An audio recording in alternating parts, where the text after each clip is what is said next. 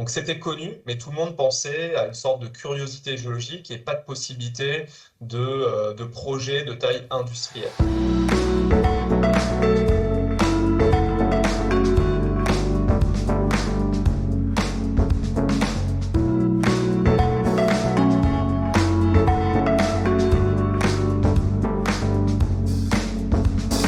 Alors l'hydrogène naturel ou hydrogène blanc a un avantage énorme, c'est qu'il est fabriqué naturellement par la planète dans certains contextes géologiques bien particuliers. C'est l'hydrogène qu'on va trouver dans le sous-sol. Il y a de l'eau qui rentre en contact avec des roches qui sont riches en fer.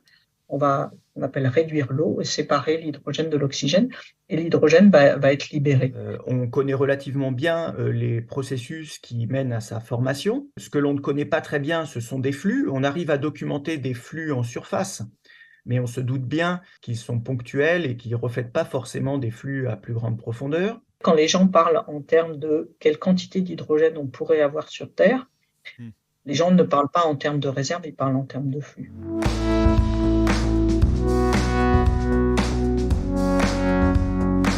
L'avantage de l'hydrogène, c'est que sa cinétique de formation, donc la rapidité à laquelle se forme cet hydrogène dans le sous-sol, est extrêmement rapide. On parle de quelques années par rapport à l'industrie, au pétrole, qui va mettre plusieurs millions d'années à se former. Donc, alors, ça ne veut pas dire qu'il est entièrement renouvelable. Si vous mettez à soutirer activement cet hydrogène dans le sous-sol, vous allez quand même réussir à vider la poche, entre guillemets. Mais par contre, il y a une part de renouvelabilité. Il n'y a qu'une chose qu'on peut affirmer, c'est qu'effectivement, la combustion de l'hydrogène n'émet que de l'eau. Donc ça, c'est tout à fait raisonnable de dire que si on pouvait exploiter l'hydrogène naturel, cela aurait des conséquences bénéfiques sur nos bilans carbone.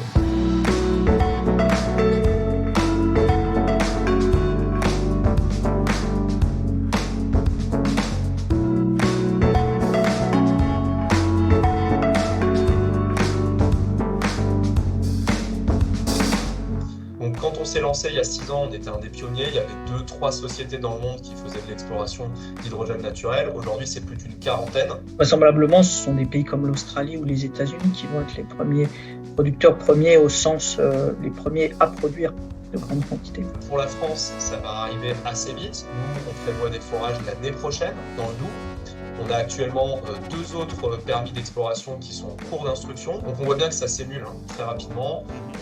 On a un certain nombre de gros acteurs mondiaux qui commencent à s'intéresser très activement au sujet. Des grandes compagnies, notamment des grandes compagnies pétrolières mondiales qui commencent à regarder le sujet de très très près. Donc on sait que ça se passe au milieu des océans depuis tout le temps. On a des fumeurs géothermaux qui recrachent l'hydrogène, et maintenant, par hasard, des gens ont commencé à en trouver à terre, et comme il est apparu qu'il pouvait y en avoir en assez grande quantité et qu'il n'est pas cher en comparaison des autres à produire, maintenant beaucoup de pays s'y mettent. Et évidemment, il y a un élément intéressant, c'est que le fait en plus que cet hydrogène soit produit naturellement par la planète, on n'a pas besoin de dépenser d'énergie, pas besoin d'eau, etc. pour le produire. Tout ça permet de faire drastiquement baisser son coût de production.